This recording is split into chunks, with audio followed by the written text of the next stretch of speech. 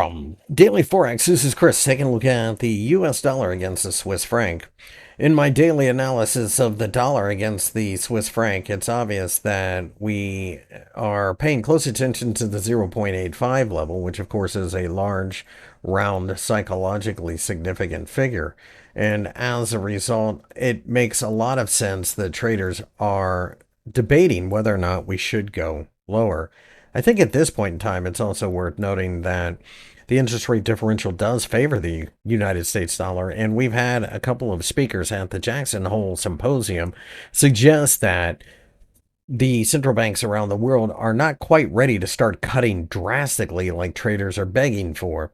With that being the case, it makes a certain amount of sense that the US dollar performs fairly well. From a technical analysis standpoint, not only do we have the 0.85 level offering support, but we also have the stochastic oscillator crossing over in an extremely oversold condition on the daily chart.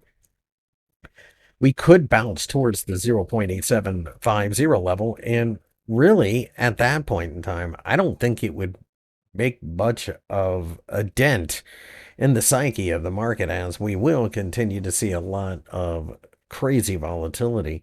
Keep in mind, this is a pair that typically isn't very volatile or typically doesn't move that much, but yet, here we are. We are oversold in the short term, but I think we're probably oversold in the long term as well. So I think a lot of value hunters continue to come into this market and try to take advantage of cheap dollars.